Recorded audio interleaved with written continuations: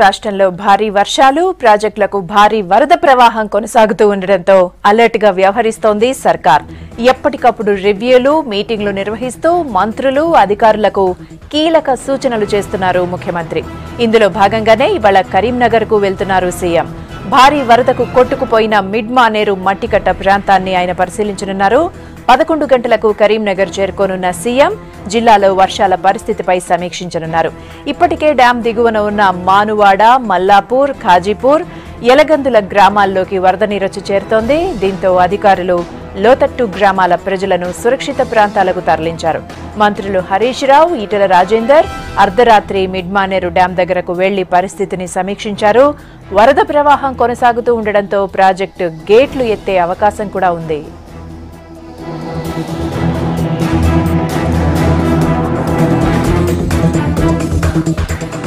జిల్లాలో వర్షాలు, మిడ్ మానేరు దగ్గర పరిస్థితిని మరిన్ని అప్డేట్స్ వెంకటేష్ అడిగి తెలుసుకుందాం. వెంకటేష్, ప్రెజెంట్ సిచ్యువేషన్ ఎలా ఉంది? మిడ్ మానేరు దగ్గర మట్టికట్ట కొట్టుకుపోతోంది కదా, డీటెయిల్స్ ఏంటి?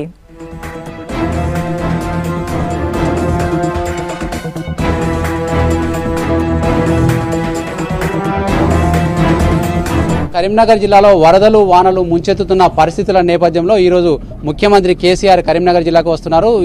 నిన్న మిడ్మానేర్ ప్రాజెక్ట్ ఏదైతే ఉందో స్పిల్వే పక్కన దాదాపు 100 మీటర్ల మట్టికట్ట కొట్టుకుపోయిన పరిస్థితిని మంత్రులు ఇక్కడ ఈటెల రాజేందర్, హరీష్ రావు స్వయంగా ఇక్కడ గత 3 రోజుల నుంచి ఇక్కడే ఉండి పర్యవేక్షిస్తున్నారు. గత అర్ధరాత్రి కూడా మంత్రులు ఈటెల రాజేందర్, హరీష్ రావు అక్కడికి మాన్వాడ గ్రామానికి వెళ్లారు. తర్వాత మాన్వాడ గ్రామంతో పాటు ఆ పక్కల ఏదైతే వరద ప్రభావిత ప్రాంతం ఉంటుందనుకున్న ప్రాంతంలో కట్కూరుకి వెళ్లారు. అక్కడ ఆ గ్రామస్తులందరినీ కూడా మధ్యాహ్నం వరకు ఖాళీ చేసి పునరావాస కాలనీలకు, పునరావాస షెల్టర్లకు తరలించారు.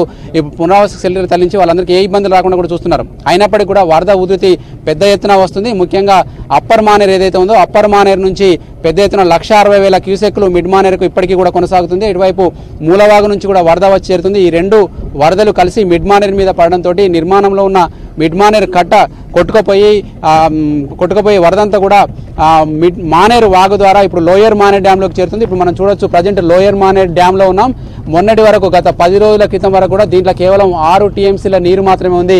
కానీ ఇప్పుడు ఇది పూర్తి స్థాయి జలకళను సంతరించుకొని 20 టీఎంసీలు చేరింది. 20 టీఎంసీలకు చేరుకున్న ఈ డ్యాంను కొద్దిసేపట్లో ఈ డ్యామ్ గేట్లు ఎత్తేందుకు కూడా అధికారులు సిద్ధం చేస్తున్నారు. మనం చూడొచ్చు, గేట్ల వద్ద దృశ్యాలు చూడొచ్చు. దాదాపు 920 అడుగుల నీటి మట్టం ఉన్న ఈ ప్రాజెక్టు గరిష్ట నీటి సామర్థ్యం ఉండగా ఇంకా కేవలం 5 ఫీట్లు మాత్రమే తక్కువగా ఉంది. మనం గేట్ల దగ్గర పరిస్థితిని కూడా చూడొచ్చు. ఈ 5 ఫీట్లు చేరితే 24 టీఎంసీలకు చేరుకుంటుంది. 24 టీఎంసీలకు చేరుకున్న తర్వాత నిజానికి గేటు తీయాలి. కానీ పైనుంచి 1,00,000 క్యూసెక్ల పైన వరద మిడ్మానేరు నుంచి దీంట్లోకి వస్తుంది. అదేవిధంగా మరోవైపు నుంచి 39వ వాగు నుంచి మరో 20,000 క్యూసెక్ల నీరు ఈ ఎల్లంపల్లి లోయర్ మానేరు డ్యాంలకు వచ్చి చేరుతున్నందున ముందస్తుగానే ఇక్కడ నుంచి వెళ్ళి నీటిని విడుదల చేయాలని చెప్పి అధికారులు నిర్ణయించారు.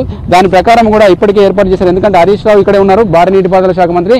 ఆయన చేతుల మీదుగా కొద్దిసేపట్లో లోయర్ మానేరు డ్యామ్ కి పూజలు నిర్వహించి నీటిని దిగువకు విడుదల చేస్తారు. అదేవిధంగా దిగువకు విడుదల చేసిన తర్వాత కూడా ఈ మానేరు ఏదైతే లోయర్ మానేరు డ్యామ్ దిగువన ఉన్న మానేరు ప్రాంతం, మానకొండూరు, సదాశివపల్లి గ్రామస్తులను కూడా అప్రమత్తం చేశారు. పైన కనుక చూస్తే మళ్ళీ నిన్న మిడ్ మానేరు పరిస్థితికి వరకు ఒకసారి వెళ్దాం. మిడ్ మానేరు పరిస్థితి చూస్తే మనకు మాన్వాడ విలేజ్తో పాటు బ్యాక్ వాటర్ వచ్చే కొదురుపాక, నీలోజిపల్లి, చీర్లవంచ, చింతలకుంట గ్రామాలను కూడా పునరావాస కేంద్రాలకు తరలించారు. అయితే మట్టికట్ట పూర్తిగా 100 మీటర్ల మేర కొట్టుకుపోవడంతో అక్కడ ప్రవాహం అంతా కూడా ఈజీగా వాగులోకి వస్తుంది. లక్కీ విషయం ఏంటంటే అక్కడ కొద్దిపాటి పంట పొలాలు మాత్రమే కొట్టుకుపోయాయి. వాగు ద్వారానే, పాత మానేరు వాగు ద్వారానే వరదంతా కూడా వచ్చి లోయర్ మానేరు డ్యాంలోకి చేరుతుంది. ఇక మనకు గోదావరి కనుక పరిస్థితి చూసుకుంటే గోదావరి కూడా కరీంనగర్ జిల్లాలో పెద్ద ఎత్తున ఉంది. ఎందుకంటే శ్రీరామ్ సాగర్ ప్రాజెక్టు నుంచి 4 లక్షల క్యూసెక్లు రాత్రి వరకు కూడా విడుదల చేశారు. నిజాం సాగర్ నుంచి కూడా 1,05,000 క్యూసెక్ల నీరు ఎస్ఆర్ఎస్పీకి చేరుతుందని చెప్పి నిన్న ప్రెస్ మీట్లో హరీష్ రావు చెప్పారు. ఈ రెండు కలిపితే 4 లక్షలు ప్లస్ 1,05,000 దాదాపు 5,10,000 5,05,000 దాకా చేరుకుంటుంది. అయితే 5.5 లక్షల క్యూసెక్లను గోదావరిలోకి శ్రీరామ్ సాగర్ నుంచి వదులుతామని చెప్పారు. దాని నేపథ్యంలో గోదావరి తీర ప్రాంతాలన్నింటినీ కూడా అప్రమత్తం చేశారు. ఎందుకంటే మనకు ఇబ్రహీంపట్నం మండలం ఎర్దండి దగ్గర కరీంనగర్ జిల్లాలో గోదావరి ప్రవహిస్తుంది. అక్కడ నుంచి ఎర్దండి మీదుగా మల్లాపూరు, సారంగపూరు, ధర్మపురి మీదుగా మనకు ఎల్లంపల్లి వరకు నీరు చేరుతుంది. ఎల్లంపల్లి పై భాగంలో పెద్ద వరద సారంగపూర్ తర్వాత వరద తీవ్రత ఎక్కువగా ఉంటుందని చెప్పి అధికారులు చెప్తున్నారు. ఎందుకంటే సారంగపూర్ మండలం దగ్గర మనకు కడెం ప్రాజెక్ట్ నుంచి కూడా వస్తున్న వరద చేరుతుంది. అక్కడ నుంచి ఈ రెండు వరదలు కలిపి రెండు వరదలు కలిపి మనకు వచ్చే అవకాశం ఉండడంతో ఎల్లంపల్లి ప్రాజెక్టు దగ్గరికి వెళ్ళి కూడా దాదాపు 4.5 లక్షల క్యూసెక్లు దిగువకు వదులుతున్నారు. ఎందుకంటే ఎల్లంపల్లి ప్రాజెక్టు గరిష్ట సామర్థ్యము 20 టీఎంసీలు. 20 టీఎంసీలకు గాను మొన్ననే 19.5 టీఎంసీ చేరుకుంది. అయితే అది కొత్త ప్రాజెక్టు. ఈ కట్టిన మొదటి సంవత్సరంలోనే పూర్తిగా నిండడం ఎల్లంపల్లి చరిత్ర సృష్టించిందని చెప్పుకోవచ్చు. మనకు ఎల్లంపల్లి బ్యాక్ వాటర్ చాలా వరకు కోటిలింగాల వరకు వచ్చింది. కోటిలింగాలను మొత్తం కూడా ఖాళీ చేయించారు. అయితే బ్యాక్ వాటర్ వల్ల ముంపును తప్పించేందుకు ఏదైతే ఎల్లంపల్లి ప్రాజెక్టు ఉందో 19.5 నుంచి క్రమేణా తగ్గిస్తున్నారు. దాన్ని ఇప్పుడు ప్రజెంట్ 16 టీఎంసీలకు తీసుకొచ్చారు. ఆ 16 టీఎంసీల లెవెల్ను మెయింటైన్ చేస్తూ ఎంత వరద వస్తుందో ఆ వరదనంతా కూడా ఎల్లంపల్లి ద్వారా దిగువకు వదులుతున్నారు. ఎల్లంపల్లి దిగువన రామగుండం మండలం ఉంటుంది. రామగుండం మండలం తర్వాత మంతని, తర్వాత కాటారము, కాళేశ్వరం వరకు కూడా పెద్ద ఎత్తున వరద ఉధృతి ఉంటున్న నేపథ్యంలో అన్ని ప్రాంతాల ప్రజల్ని కూడా అప్రమత్తం చేశారు. ఈ నేపథ్యంలోనే సీఎం దీన్ని కరీంనగర్ జిల్లాపై తీవ్ర ప్రభావం ఉంటుందన్న నేపథ్యంలో సీఎం కూడా ఈరోజు 11 గంటలకు కరీంనగర్ చేరుకోబోతున్నారు. హెలికాప్టర్లో వచ్చి ఇక్కడ ఏరియల్ వ్యూ ద్వారా లోయర్ మానేర్ డ్యాము, తర్వాత నిన్న కట్టతెగిన మిడ్ మానేర్ ప్రాంతాన్ని కూడా పరిశీలిస్తారు. ఆ తర్వాత ధర్మపురి ప్రాంతం మీద కూడా ఎల్లంపల్లి ప్రాంతాన్ని అన్ని కూడా హెలికాప్టర్ ద్వారా ఏరియల్ సర్వే చేసే అవకాశాలు ఉన్నాయి. ఇప్పటికైతే ఇక్కడ మనకు మంత్రి ఈటెల రాజేందర్, హరీష్ రావు గత 3 రోజులుగా కరీంనగర్లోనే స్టే చేసి ఎప్పటికప్పుడు ఎస్ఆర్ఎస్పీ ఇంజనీర్లతోటి ఇటు మిగతా ప్రాజెక్టుల ఇంజనీర్లతో కూడా మాట్లాడుతున్నారు. అయితే మనకు గ్రామాల ప్రజలకు మాత్రం మంచి భరోసా ఇచ్చినట్టుగానే మనకు భావించవచ్చు. ఎందుకంటే ఎక్కడ కూడా చిన్న ప్రాణ నష్టం కూడా జరగకుండా పునరావాస కాలనీలన్నింటినీ కూడా షెల్టర్లతో నింపేశారు. ముఖ్యంగా ఎల్ఎండికి మిడ్ మానేర్కు మధ్యలో కూడా కరీంనగర్ మండలానికి సంబంధించిన కొన్ని గ్రామాలు ఉంటాయి. దానికి సంబంధించి చింతకుంట కావచ్చు, తర్వాత కాజీపూరు, తర్వాత ఎలగందుల గ్రామాల నుంచి కూడా మనకు మొత్తం ప్రజలందరినీ షిఫ్ట్ చేసి దగ్గరలో ఉన్న స్కూళ్ళలోకి, మోడల్ స్కూళ్ళలోకి వాళ్ళను షిఫ్ట్ చేశారు. వాళ్ళందరికీ కూడా ఆహార పదార్థాలు అందిస్తున్నారు. కొద్ది రోజులు 1-2 రోజుల పాటు ప్రజలు కూడా సహకరించాలి. ఎందుకంటే ఇవి అనుకోని పరిస్థితులు. తెలంగాణ ప్రభుత్వం చేతిలో కూడా లేని పరిస్థితిలో వరదలు వస్తున్నాయి. కనీవిని ఎరగని రీతిలో ఈ వరదలు వస్తున్నాయి. కాబట్టి ప్రజలంతా కూడా అప్రమత్తంగా ఉండాలి, ప్రభుత్వానికి సహకరించాలి. ఇట్లాంటి సమయంలో రాజకీయ పార్టీలు, మిగతా ప్రతిపక్ష పార్టీలు, తెలుగుదేశం, కాంగ్రెస్ పార్టీలు కూడా కొంతమంది వరద రాజకీయాలు చేస్తున్నారు. అట్లాంటివి చేయొద్దు.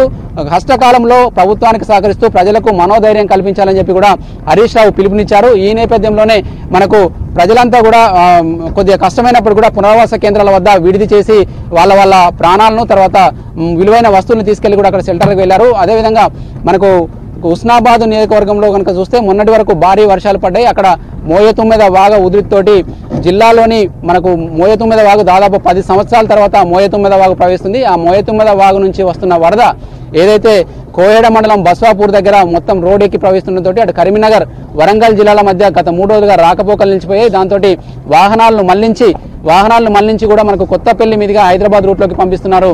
అదేవిధంగా మన మానేరు కూడా ఎప్పుడైతే ఈ లోయర్ మానేరు కట్టి దాదాపు 30 సంవత్సరాలు అవుతుంది. ఈ 30 సంవత్సరాల్లో మాకు 1-2 సార్లు మాత్రమే మానేరు ద్వారా ఈ డ్యామ్ నిండింది. ప్రతిసారి కూడా శ్రీరామ్ సాగర్ నుంచి వచ్చే కాలువతోటి నీరు నిండేది. కానీ 20 ఏళ్ల తర్వాత తొలిసారిగా మానేరు ఇంత ఉగ్రరూపాన్ని ప్రదర్శిస్తుంది. ఎందుకంటే మానేరు నది అనేది గోదావరికి ఉపనది. ఇది మనకు నిజామాబాద్ జిల్లా సరిహద్దుల్లో పుట్టి కరీంనగర్ జిల్లా గుండా ప్రవహించి మనకు మంతిని నియోజకవర్గంలో గోదావరిలో కలుస్తుంది. ఆ గోదావరిలో కలిసిన తర్వాత మనకు అది గోదావరి ఉపనది గోదావరిలో కలిసిపోయి విలీనమవుతుంది. దీని మీద మనకు 3 ప్రాజెక్టులను ప్రభుత్వం అప్పట్లోనే డిజైన్ చేసింది. మనకు నిజాం కాలంలోనే కట్టిన అప్పర్ మానేరు, ఇప్పటివరకు మనం చెప్పుకున్న అప్పర్ మానేరులో కూడా ఎన్నడూ లేని విధంగా చరిత్రలో కనీవిని విధంగా మొట్టమొదటిసారి 1,60,000 క్యూసెక్కుల నీరు చేరుతుంది. ఎందుకంటే అక్కడ మెదక్ జిల్లా నుంచి వచ్చే వాగులు, వంకలన్నీ కూడా అప్పర్ మానేరును ముంచెత్తున్నాయి. అప్పర్ మానేరు కట్టను దాటుకొని వస్తున్న ప్రభావంతో నిన్న మిడ్ మానేరు ప్రమాదం జరిగిందని చెప్పుకోవచ్చు. మిడ్ మానేరు కట్ట వల్ల మనకు పెద్ద ఎత్తున నష్టం కూడా జరిగిందని చెప్పొచ్చు. కాకపోతే ఆ నష్టం ఎంత అనేది ఇప్పుడే చెప్పలేకున్నా వర్షాలు, వరదలు తగ్గిన తర్వాత మళ్ళీ మిడ్ మానేరు కట్టను మూసివేసే అవకాశం ఉంది.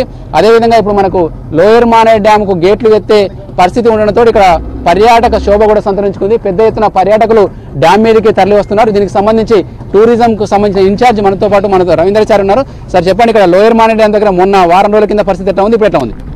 మొన్న వారం రోజుల క్రితం మానేరు డ్యాంలో, లోయర్ మానేరు డ్యాంలో 6 టీఎంసీలు మాత్రమే ఉండే, ఇప్పుడు 20 టీఎంసీల వరకు వచ్చింది. మొన్నటికి ఇప్పటికి చూస్తే పర్యాటకుల సంఖ్య భారీగా పెరిగింది. చాలామంది ప్రొద్దున సాయంత్రం వచ్చి చూస్తున్నారు. చాలా ఆహ్లాదకరంగా ఉన్నటువంటి వాతావరణాన్ని చూసి బాగా సంతోషిస్తున్నారు. ఓకే, ఇది మనకు టూరిజం ఆఫీసర్ చెప్తున్నారంటే చాలా ఆహ్లాదకరంగా ఉంది. ఎందుకంటే లోయర్ మానేర్ డ్యామ్ ఈ జూన్లో కేవలం 2.1 టీఎంసీలు పూర్తి డెడ్ స్టోరేజ్ అయింది. ఎందుకంటే కరీంనగర్ పట్టణానికే తాగునీరు అందిస్తామా లేదా అన్న ఆందోళన నెలకొన్న ప్రాంతంలో ఇంత పెద్ద వరద రావడం చాలా సంతోషకరమని చెప్పొచ్చు. ఎందుకంటే గ్రౌండ్ వాటర్ విపరీతంగా పెరుగుతుంది. దీని తర్వాత వరంగల్ జిల్లా కూడా సాగునీరు అందుతుందని చెప్తున్నారు. ఇది కరీంనగర్ జిల్లాలో తాజా పరిస్థితి Sunanda. Right, thank you Venkatesh.